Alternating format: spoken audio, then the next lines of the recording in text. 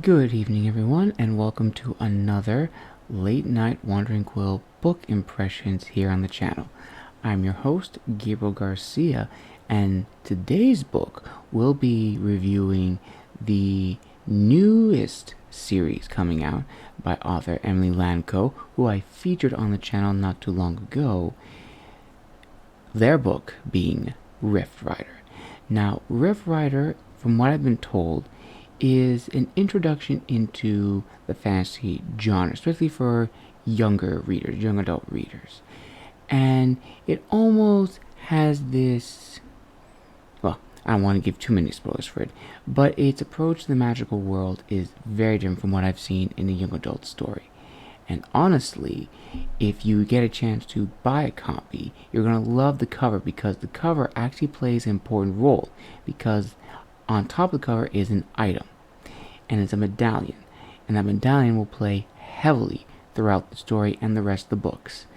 Now, without further ado, let's dive into RiftRider, Fall of the Enclave, Book 1, a Seven Realms universe book by author Emily Lankow.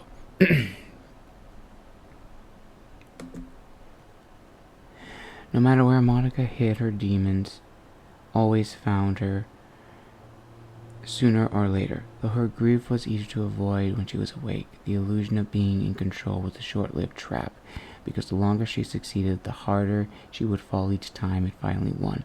And when it won, grief wasn't the only victor, but guilt. A guilt so merciless that when it struck, Monica felt like she was being eaten alive from the inside. Tonight became one such nightmare. What had begun as a restless but emptying sleep proved to be a farce the moment Monica finally let go. It began innocuously enough, but the time Monica realized the cold ache that expanded outward from within a pinprick in her heart, it was too late. The sensation rippled through her body with a tingling discomfort that dragged her back into the dreaded recurring memory with a sudden clarity so acute it felt more real than being awake. The blackness of sleep had split to reveal the wan light of a gray sky. Monica found herself trapped, looking in on her body from a point outside of it, all the while so aware of every physical sensation and emotional ache, every nuance of pain as it played through her tiny, trembling body. Her silhouette was muddled beneath the thick sheets of rain that pelted down against her skin like steel icicles. Each droplet that struck her brought a pulse of pain, followed by freezing numbness that only sharpened her awareness of the agonizing rolling inside of her chest and heart. Her eyes burned, transfixed on a point below her that demanded every splinter of her attention as it pulled her into the penance of being frozen in time. There she stood, for what could have been hours or even years, fighting tears as she stared at a simple, solitary headstone that stood on the crest of a nondescript hill in the middle of nowhere. Even in the muddy gray of the tireless storm, the headstone was bright, carved from a crisp white marble that made the letters scrawled across its face that much more unavoidable. Monroe Benjamin Elliott, August 23rd, 2002, July 14th, 2021. Not even 8 months later, Monica had lost herself on that hill nearly every night when she went to sleep. Was it because she was lost without him? Was it because she knew it was her fault? Or was it because she knew she wouldn't be able to rest until she had made the ones who took him from her pay? Absorbed by her thoughts, Monica didn't notice when a dark hooded figure had appeared on the hill beside her.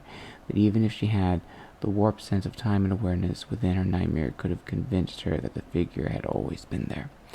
Notable aspects of the figure's presence, except for the impression of their impossible size, were obscured by a black coat that was magically untouched by a downpour, and that billowed slightly despite the lack of any discernible breeze. The figure's large hand lifted to perch on Monica's shoulder, still stirring no response, and even the matted skin of their long gray-blue fingers remained untouched by the rain, which sizzled into nothingness as it sprawled down from Monica's raven black hair and braved a leap towards the exposed hand. Monica was excluded by the spell's effects, but even that didn't rouse her. Her hair clung to her face in glossy threads of obsidian, plastered to ghostly alabaster skin as she and the hooded stranger looked on in silence. For a time that seemed endless, the two stood silent and statuesque, in a mournful appreciation. Not a word passed between them. But as the image began to drift and Monica began to stir, she gave in to a fit of inconsolable, silent sobs. Chapter 1.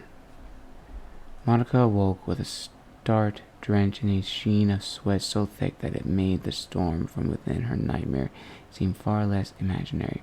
But it wasn't imaginary. Worse, it was a memory. She'd been standing in a downpour that was so harsh and cold that it pelted her skin with needles of ice, but that was nothing compared to the pain she felt while staring down at the white marble headstone engraved with her brother's name.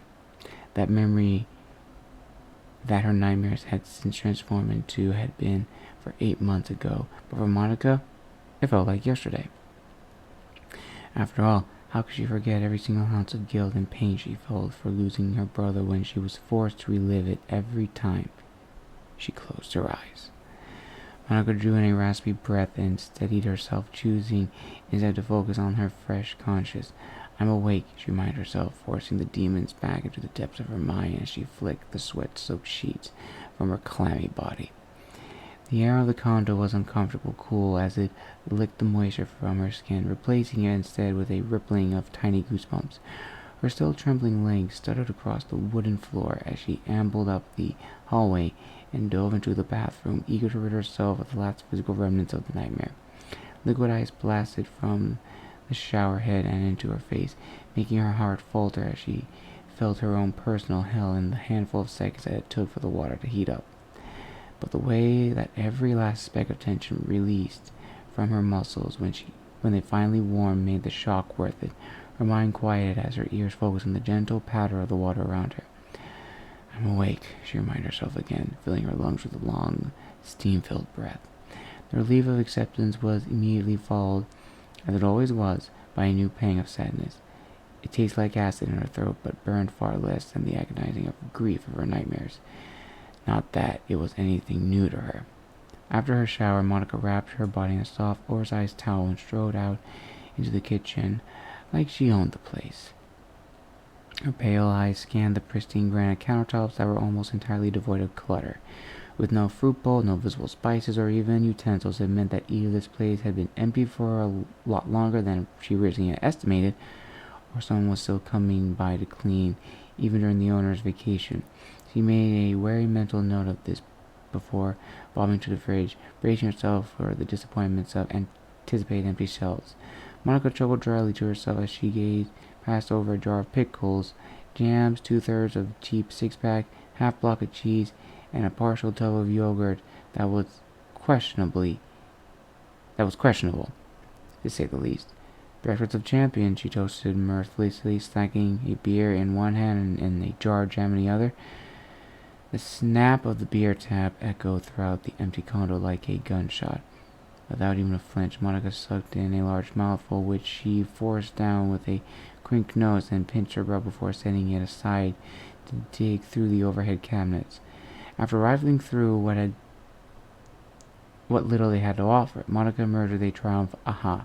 Her eyes roared alight with satisfaction as she held an unopened sleeve of vanilla wafers up to the light, surveying her prize in disbelief. With a half grin, she tore into the cookies, mumbling, "Guess they do have some taste after all." A full spin of her wrist liberated the lid of jar of jam with a calculated ease. Just as she swept up her bounty of beer, jam, and cookies to enjoy breakfast, sprawled on the couch, something caught her eye. There was a note resting loosely on the countertop that she was certain she hadn't seen before. Her eyes narrowed as she leaned forward to study the rippled scrap of lined paper. It appeared to have been taken from one of those tiny flip-top notebooks. A tight lettering written neatly in blue gel pen hugged the centermost lines in a script she immediately recognized. Pier 57 at midnight.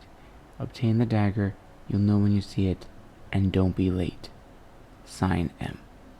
Rolling her eyes, she released a scoff into the empty air and chimed back with, I was 2 minutes late, Ma, and I told you that it wouldn't happen again." When she glanced at it again, the note was gone. Sitting in its place was a neat rubber band stack of 20s and a mundane post office box key tagged with a circular label marked B253, in the same fuzzy gel pen font. That got her attention.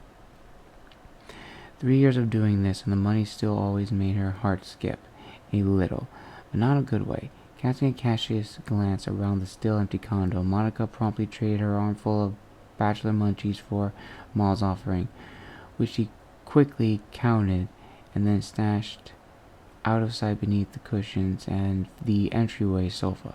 At the very least, it would be near the exit if anything prompted the need for a quick getaway. Her mental unease settled after she finally had food in her system, though it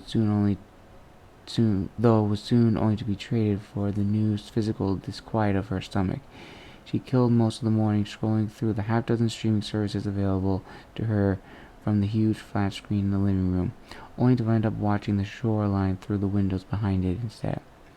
Her absent mind returned early into the afternoon, glimpsing her with a recurring reminder of her loneliness for only a second before her thoughts shifted to how to turn that jar of pickles into lunch, and whether or not she dared include the block of cheese in the endeavor. Like most of the other emotional afflictions, Monica had grown numb to her isolation. After all, it wasn't like she really knew much else. Her whole life could be summed up in one single word: lonely. And yet, she had never noticed its sting before losing her twin brother Monroe. Not truly, even when they'd been apart, he looked out for her. Sorry, I had to clear my throat, viewers and listeners. As she stared down the hunk of sharp cheddar, she reminded herself that she was enduring this for him. He was probably lonely too without her, but if she kept working for Ma, acting like nothing had changed from before, maybe she could still scrape together enough money to buy his freedom, and then buy a way to bring him back. That's what she was clinging to. Some days she wasn't even sure that such a thing was possible, but Ma had always promised that everything has its price. So if nothing else, she'd worked hard enough to find a way to be able to buy Monroe's passage out of Enderfell, the realm of the dead, and back to this one.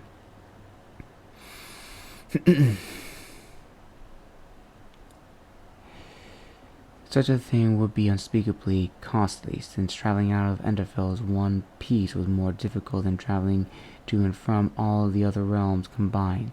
That was the only thing that had stopped Monica from going there herself with the intent to retrieve him. But she knew exactly after what she had already done to lose him. Such a risk was too big to take without a contingency plan. The thought fluttered away, and she swapped the nearly empty, crumb-filled jar of jam from the pickles, seized the cheese, and lumbered back over towards the couch to burn off the rest of the day away. When the sun finally disappeared beneath the wavering line of water beyond the shore, Monica's mind began to shift into business mode. Encroaching darkness meant that Maul's task, her job, also loomed. Her daylight zombie days dissolved with the spread of nightfall, prompting her to prepare for the events of the night. Abandoning her now dry towel in the hallway, Monica shimmed back into her outfit that still lay strewed on the bathroom from the night before. Her pale jeans were still tight from a layer of sweat and dirt. She hadn't noticed that before. Withholding nervous breath as she tugged the dark, rumpled t-shirt over her head, Monica suddenly wished she'd checked the place for a laundry room. Well, at least it didn't smell that bad. Not that it'd be noticeable over the rank of the pier she was headed to anyway. That didn't stop her from borrowing a spritz or two of the surprisingly fancy polo Hollange from the nightstand, so at least she wasn't an affront to her own nose. Strapping the leather holster high above her thigh, Monica armed herself with a simple but effective stiletto blade. Though rarely she had her duties ever called for her to use it, it was still her favored, better safe than sorry measure.